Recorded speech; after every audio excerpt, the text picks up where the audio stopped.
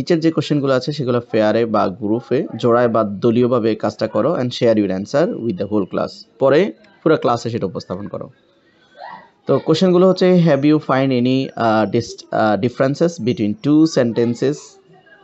Sentence বলতে your friend reply and you retell your friend's reply, মানে তোমার বন্ধুর যে কথা এবং সেটা তুমি তোমার যে কথা রিপ্লাই, এর মধ্যে কি পার্থক্য আছে? তুমি কোনো পার্থক্য পাও?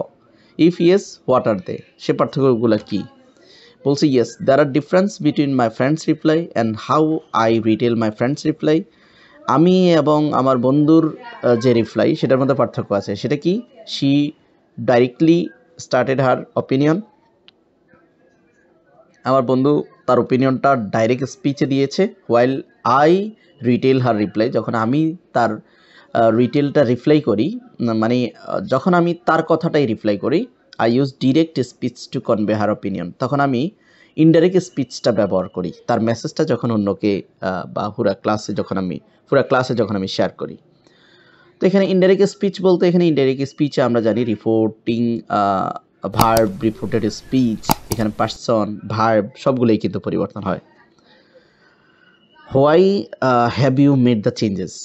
Why have you made the changes, এই চেঞ্জেসগুলো কেন হয়? I have made the changes of grammatical reason, গ্রামারের কারণে কিন্তু,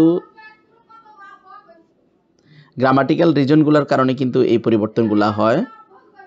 when sharing someone else statement it is common to use indirect speech, কারো বক্তব্য যদি অন্য কেউ উপস্থাপন করে, একজনের বক্তব্য অন্য কেউ উপস্থাপন করে, সেটা ইনডাইরেক্ট স্পিচে উপস্থাপন করতে হয়। And which often involves adjusting the structure of a sentence and fit into the narrative text, তখন ওই টেক্সটটা বর্ণনা করতে গিয়ে যেই পার্সন নেওয়ার দরকার, যে ভার্ব নেওয়া দরকার, যে ধরনের কথাগুলো বলা দরকার, সেটা কিন্তু নিতে হয়। এরপর বলছে, do you share any sentences without making any changes? If yes, why? বলছে যে তুমি কি কোনো ধরনের সেন্টেন্স ইউজ করেছো পরিবর্তন করা ছাড়া? No, I didn't share any sentences without making changes. তার মানে কি, উত্তরটা এরকম হতে পারে যে আমি কোনো সেন্টেন্স পরিবর্তন করা ছাড়া শেয়ার করি নাই। I transfer all of my friend direct speech into indirect speeches because I do not use any proverbs, I didn't use any proverbs and universal truth. ওই যে আমার বন্ধুর বক্তব্যের মধ্যে কোনো কি ছিল না, প্রবাদ বাক্য ছিল না, চিরন্তন সত্য বাক্য ছিল না। যদি ওইগুলো থাকতো তাহলে হয়তো আমি বাক্যটা পরিবর্তন না করে ডাইরেক্ট ওইভাবে উপস্থাপন করতে পারতাম। What are this two types of sentence? Your friend reply and how you retell your friend's reply. The sentences where my friends directly started her opinions are called direct speech. যখন আমার বন্ধু কথা যেভাবে বলছে ওটাই যদি হুবহু উপস্থাপন করা হয় সেটা হয়েছে ডাইরেক্ট স্পিচ। যেমন এখানে একটা এক্সাম্পল দেওয়া আছে, my friend said the Quran is my favourite book, যেটা আমরা এর আগে যে কলামের মধ্যে করেছিলাম।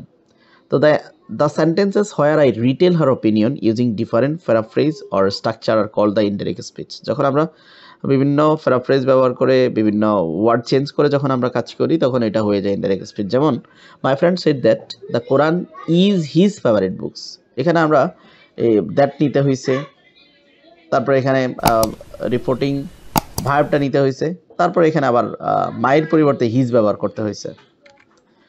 Do you think using this two types of sentence is necessary for communication? আপনি কি মনে করেন যে দুই ধরনের সেন্টেন্সগুলো কমিউনিকেশনের জন্য নেসেসারি?